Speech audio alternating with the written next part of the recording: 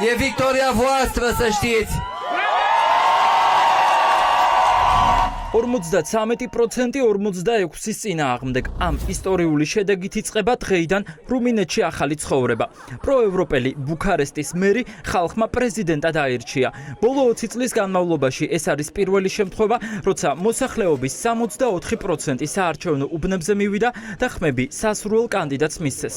ამ არჩევნებზე რუმინელებს სრული მობილიზება ჰქონდათ, რადგან ხალხმა დაინახა, რომ მათი ხმების მიტაცებას რუსეთი ცდილობდა. რუმინეთის საპრეზიდენტო არჩევნებში მონაწილეობა 11 მილიონზე მეტმა მოქალაქემ მიიღო. ეს თქვენი გამარჯვება ის, რაც თქვენ როგორც საზოგადოებამ ბოლო კვირების განმავლობაში გააკეთეთ, არაჩვეულებრივი იყო. თქვენ ნაწარმოეთ კამპანიები ესაუბრეთ თქვენს ახლობლებს და გაბედულად გაუმკლავდით სიძულვილის ტალღებს. ხვალიდან ცხოვრების ახალ ეტაპზე გადავდივართ, ამისთვის თქვენი ჩართულობა სჭირდება. ჩვენ ერთად უნდა ავაშენოთ რუმინეთი. რუმინელებმა სამშობლოში, დიასპორამ კი საზღვრებს გარეთ. რუმინეთის საპრეზიდენტო არჩევნებმა ყველაზე კარგად აჩვენა, რა ძალა აქვთ ემიგრანტებს. პროევროპულმა პრეზიდენტობის კანდიდატმა ფაქტობრივად სრული უპირატესობით დაამარცხა მთავარი მეტოქე. საზღვარგარეთ გახსნილ საარჩევნო უბნებზე ხმის მისაცემად ჯამში 1.400.000 ამომრჩეველი მივიდა. არადა არჩევნების პირველ ტურში მათი რიცხვი 900.000 იყო. ნიკუშორ დანმა 83 ქვეყანაში გახსნილ უბანზე გაიმარჯვა, ხოლო ჯორჯე სიმიონმა 11-ში. ისე რომ დიასპორის შედეგების დაჯამებას არ დაელოდა, სიმიონმა საზოგადოებას წინსრებით მიმართა და თავი პრეზიდენტად გამოაცხადა.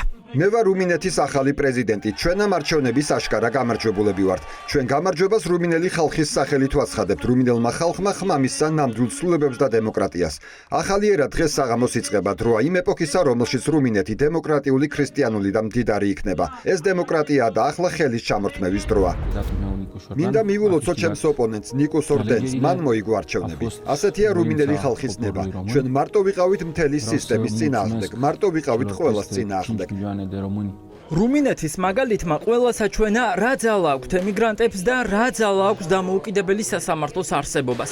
საპრეზიდენტო არჩევნები აქ რამდენიმე თვის წინაც ჩატარდა, თუმცა კენჭისყრის შედეგები ქვეყნის საკონსტიტუციო სასამართლომ გააუქმა. დადგინდა, რომ არჩევნებში პრორუსული კანდიდატის სასარგებლოდ რუსეთი ჩაერია. მათ გამოიყენეს TikTok-ის ყალბი ანგარიშები. სასამართლომ ეს საკმარისად მიიჩნია, რომ არჩევნების შედეგები გაეუქმებინა და ახალი არჩევნები დაენიშნათ. რუმინეთის სახელმწიფომ დემოკრატია დაკარგა და ფეხქვეშ გათელა. საკონსტიტუციო სასამართლოს დღევანდელი გადაწყვეტილება იურიდიულ დავაზე მეტია. კანონის უზენაესობა ხელოვნურ კომაშია და პოლიტიკურ ბრძანებებს დაქვემდებარებულმა სამართლიანობამ პრაქტიკულად დაკარგა თავისი არსი. რომ არა, თავისუფალი და დამოუკიდებელი სასამართლო შესაძლოა დღეს რუმინეთში სულ სხვა რეალობა ყოფილიყო. სწორედ, სასამართლოში ერთხმად მიღებული გადაწყვეტილების შემდეგ დანიშნა ხელისუფლებამ არჩევნების ახალი თარიღი.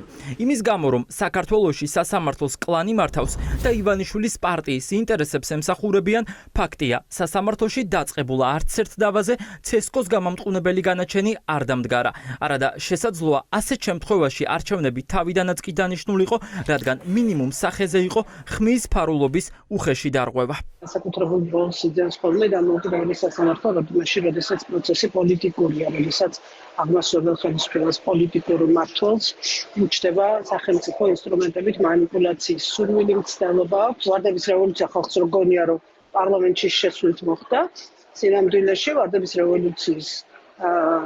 რევოლუცია წარმატებული იყო იმიტომ, რომ მაშინ უზენაესმა სასამართლომ ასევე გაყალბების, ფაქტების და მტკიცებულებების საფუძველზე იყო უზენაეს სასამართლოს გამბედაობა და გააუქმა არჩევნების შედეგები. საქართველოს არჩევნებზეც პირდაპირ აისახა სასამართლოს გადაწყვეტილებები. შესაძლოა აბსოლუტურად სხვა რეალობა ქონოდა ჩვენ დღეს, რომ ქონოდა დამოუკიდებელი მართლმსაჯულება, ამიტომ ნებისმიერი დემოკრატიისთვის პირველი არის დამოუკიდებელი სასამართლო და თუ გვექნება დამოუკიდებელი სასამართლო, შემდეგ შევძლებთ სხვა უწყებების და სხვა ჯგუფების გაკონტროლებასაც და სამართლიანი გადაწყვეტილებებს.